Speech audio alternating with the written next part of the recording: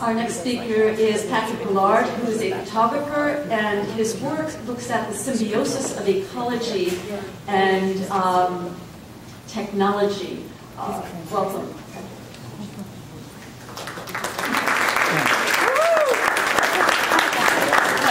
I'm coming to you today from Pittsburgh, Pennsylvania, where I'm an assistant professor of photography at Point Park University. And as Natasha said, I'm going to focus in on Biosphere 2 and future symbiosis. I spent an artist in residence at Biosphere 2 last June for 1 month, and it really helped formulate the direction my work has been going since that point. Right now I want to share with you, however, some of the work that was going on before Biosphere 2 and then draw parallels between what happened before and after. I began my work formatting Gaia, and it got its term from Gaia, as in the Greek goddess in Earth theory. We see that term thrown around these days as Mother Nature, the Whole Earth catalog by Stuart Brand, or James Lovelock's work on Gaia. So the idea that there's this larger sphere at work in our lives that extends out beyond our more personal bodies.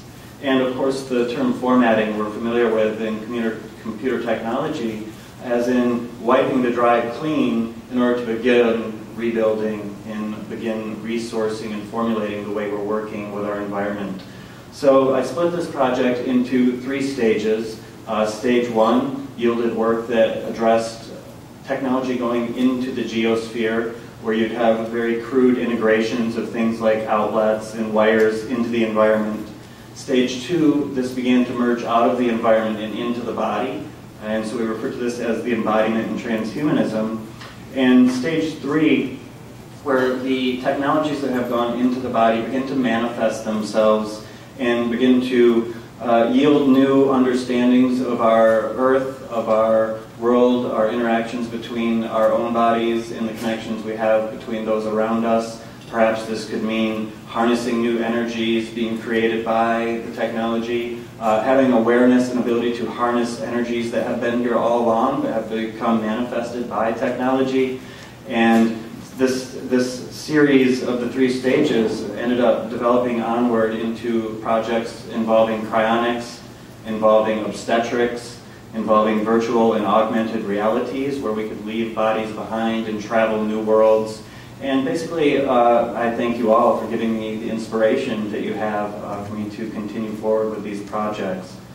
Okay, and so this is what kind of set the foundations for me to get to Biosphere 2 in Oracle, Arizona, which was a structure built by a group of very forward-thinking individuals in the late 1980s, and originally inhabited for 2 years by 8 biospherians.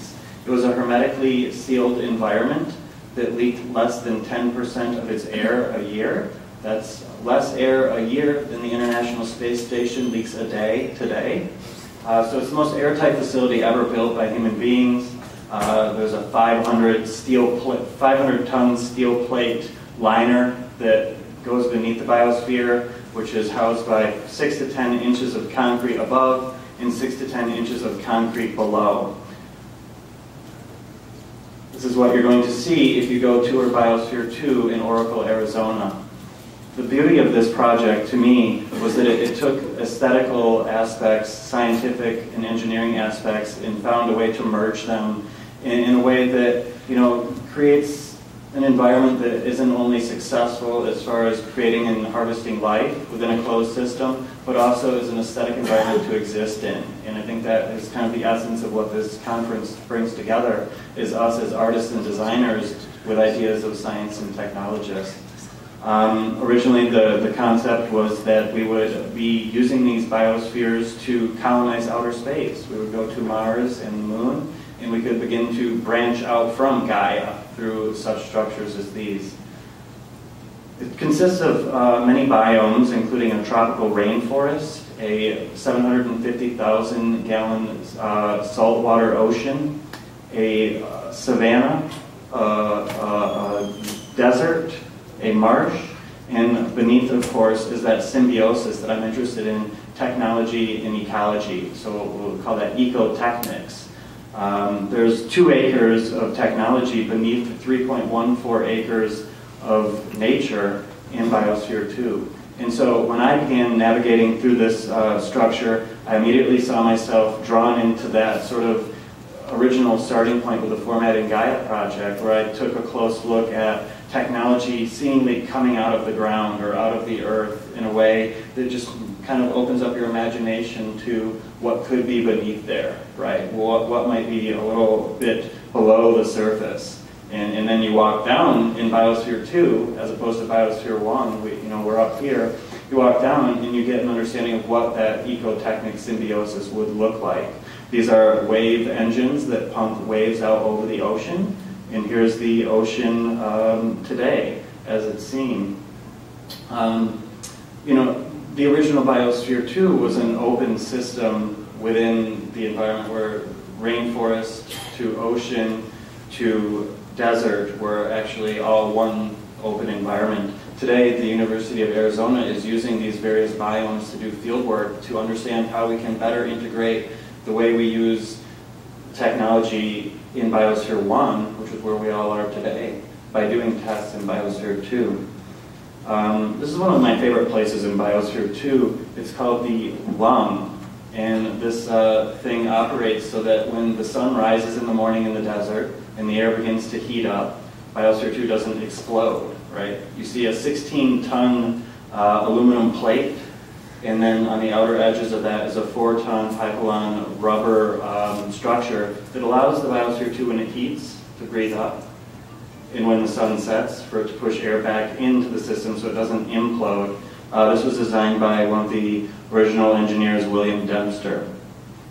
This is a brief look at the desert, and you can see the space frame up there. This consists of 77,000 steel trusses and 6,500 250-pound panels of glass.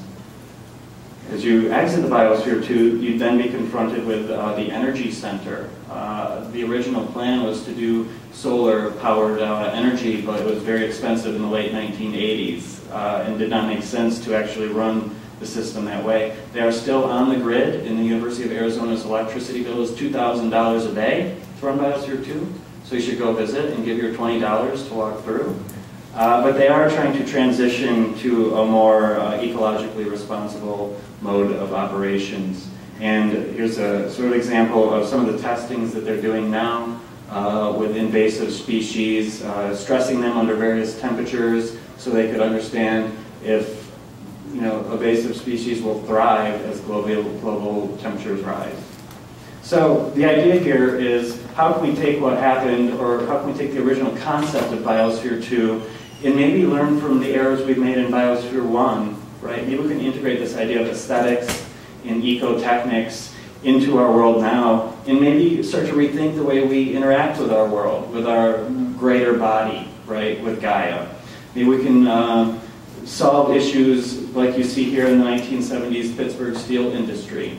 Perhaps we can learn that we are not in charge of navigating rivers and streams around the world. Here's the Kissimmee River project, where we decided to change the course of the Kissimmee River and create a channel through Florida to take the water north, and basically dried out the Florida Everglades. We're now in reparation of that error now. 3 Mile Island we should be familiar with, right? Nuclear meltdown, the largest one in the United States. The idea here is perhaps we need to, as we move forward with all these new technologies, as we begin to extend our capabilities through embodiment, through exobrains, exoskeletons, all these great ideas we hear around here, maybe we need to also consider that we are not the only ones involved in this process, right? Our body is a part of a greater body, and we may need to retreat back and give more respect to that body as we move forward. We can do this with wind, right? We can do this with solar. We can have enough solar power to power the entire world now if we properly harnessed it. So in closing, I want to look at a couple mega projects by a group out of Japan called Shimizu. And I think these are 2 good examples of where we could head. This is a Luna Ring. It's a 6,800-mile solar belt that would run around the equator of the moon. It would be taking up solar energy, and then it would be collecting that energy, turning it into microwaves and lasers beaming it back down to Earth, and we could then, once it gets to Earth, transport that back into electricity. The last project here, Shimizu's Green Float. This is a 3,300-foot tower. On top you see the structure where 30,000 individuals could live. The central tower could house industrial and office buildings for 10,000 workers. And then the land that expands out like a giant lily pad, say in the Pacific Ocean, would be able to have ecological, agricultural, seafood cultivation going on. So it's a completely sustainable living environment in the ocean floating out there. So I guess the big idea that I've come to in studying all of the things we talk about here today and looking at my work is perhaps as we move forward, we need to not repeat the errors of the Industrial Revolution that we went out about so proudly, but we need to maybe reflect a little more and tiptoe off of that stone more carefully this time and do it in a way that is in more of a harmonious nature with universal laws. Thank you.